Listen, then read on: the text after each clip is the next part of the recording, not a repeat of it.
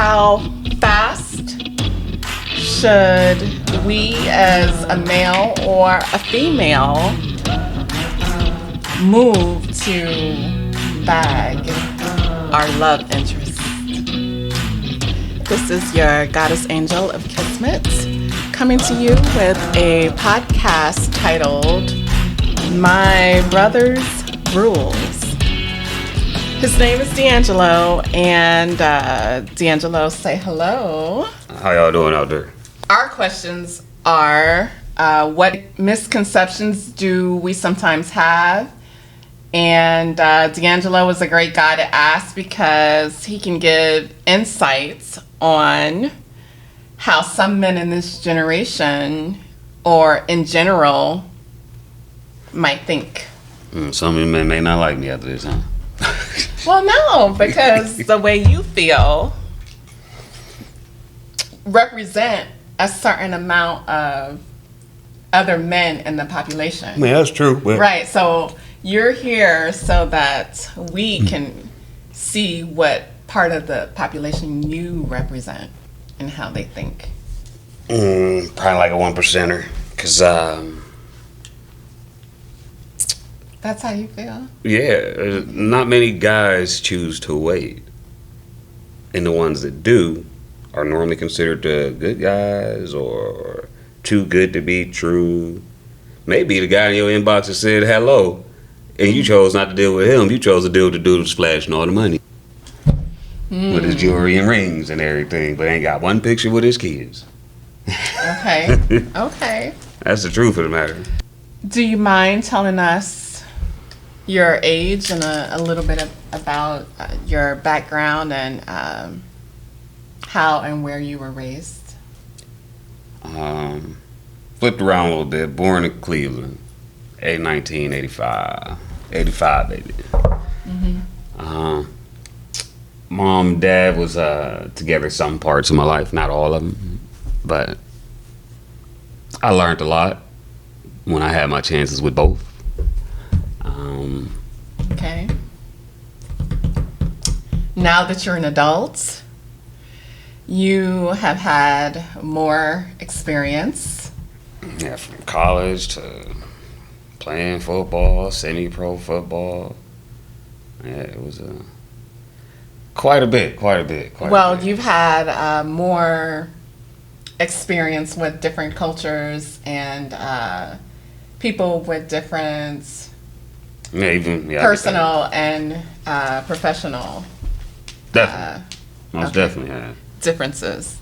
Our first question for you is, what is a man's perspective on women moving fast with the intent to seal the relationship deal? That moving fast thing is tricky, because that's a double-edged sword. Okay. Once you move fast, you know, that seems like if it's that fast and that easy for me, how often is it fast and easy for anyone? Right. Then in the same token, like you moving so fast in that aspect, like you literally lusting into something, you're not really knowing who they are. Like I'm not a fan of fast. I like my 90-day rule.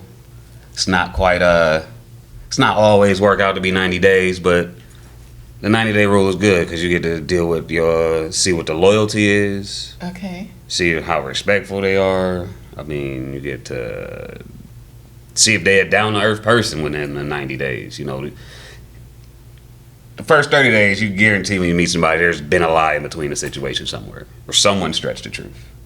Okay. And if you stretch the truth when you first met them, then you're probably gonna be ending up with a ball of lies in the 90-day rule, because they're gonna try to keep up with their lies for the next 3 months, and trying to keep up with those lies, they're gonna end up lying to themselves in the process.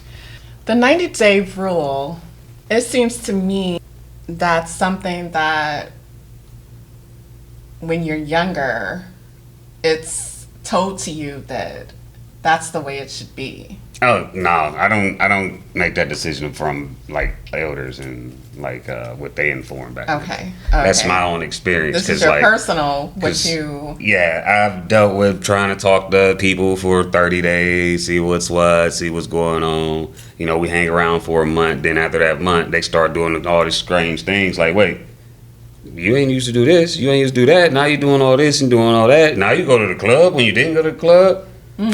Come on now, how much was you lying to me about? Okay. I mean, that's just one variation of how it could happen. Like when you go on a being with somebody and you get down that road and all right, we had 30 days, now you're doing everything new. Why wasn't this done before? So you were hiding this. You believe that people should look for consistency in order to know that person, that is the true person. Yeah. That you are consistency and loyalty. You're gonna find that out in the first 2 months of dealing with any person as a friend before trying to go any further. Okay. When you have relations that end up making people lust and not really see a clear mind, clear sight. Now you're worried about what they may be trying to do with another person. See, I'm starting to agree with you too about the 1%. It's probably not too many people that want to wait at all anymore. I've been with enough experiences in life to where like I've did that fast lane. I've lived that fast life. That wasn't fun. Nor did I run across many females that was really worth being around now. Like, and I look at that in the aspect of saying like, I have a little girl. And as a female friend, if I can't have you around my daughter, I don't think I need you around me. Period. Okay. Cause I don't want no negativity and no bullcrap around. Y'all hear this, ladies? None of that. Okay. The product of what you lead your kids toward or what they should be going to do far as bettering themselves once they get older, you got to have that mapped out and shown in front of them. So with that being said, you have to be a leader and to show them what's the right path. I mean, they're going to do all the wrong things with their own choices, but you got to still be that leader. You still got to give that picture. Don't mean you got to be perfect. It seems these days it's starting to be a trend that it's wrong to date multiple people at a time.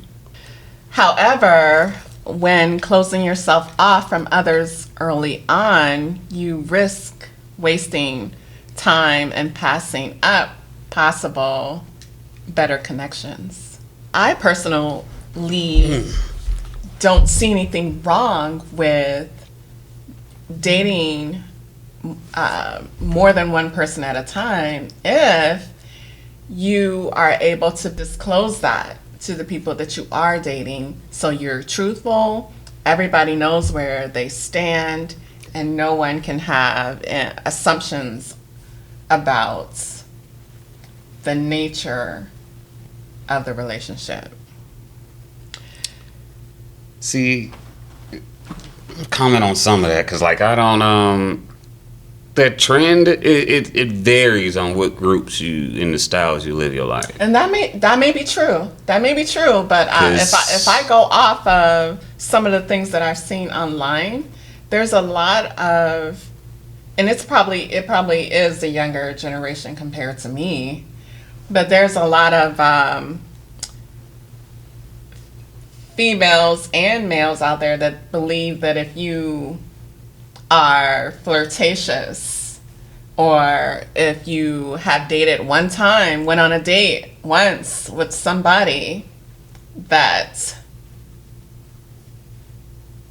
you guys are basically in a relationship. No one owns each other's bodies. No one, you're not married, but like in that aspect, that's how they try like, to treat it. That you're shut dating up. is dating. There was no label in between there. There was nothing that holds you up to one person, even though you like two different people. You think you could.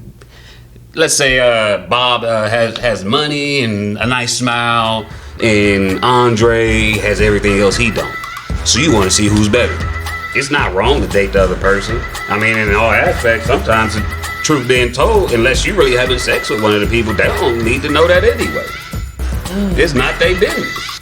It's your body. I mean, it really depends on how you look at that.